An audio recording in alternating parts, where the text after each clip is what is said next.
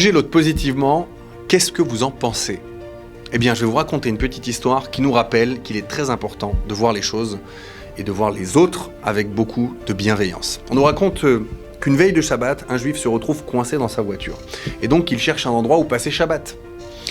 À un moment, il aperçoit une maison avec une mezouza.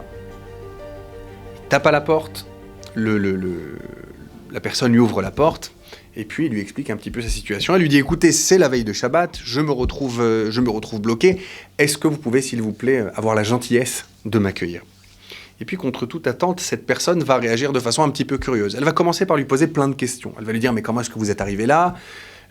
Pourquoi est-ce que vous vous retrouvez coincé comme ça à quelques minutes de Shabbat ? Et vous allez passer tout Shabbat, vous allez dormir chez moi, vous allez prendre les 3 repas, vous allez manger chez moi ?» Il lui dit « Oui, oui. » Mais c'est vrai qu'il commence à être un petit peu mal à l'aise, il trouve ça un petit peu curieux.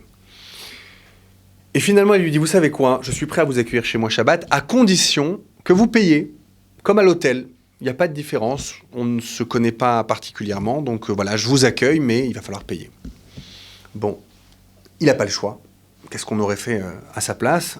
Il sort une somme d'argent, il lui remet, il lui dit « Voilà, c'est pour vous. » Et puis il se dit « Maintenant que j'ai payé, quitte à me mettre à mon aise, et donc il prend ses repas, il dort là-bas, exactement comme à l'hôtel.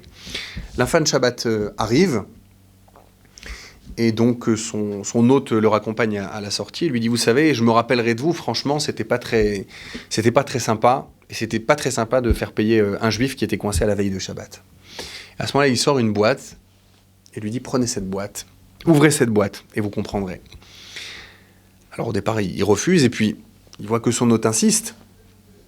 Il ouvre la boîte et il trouve la somme d'argent, qui était la somme d'argent qu'il avait dû payer pour passer ce Shabbat chez cette personne.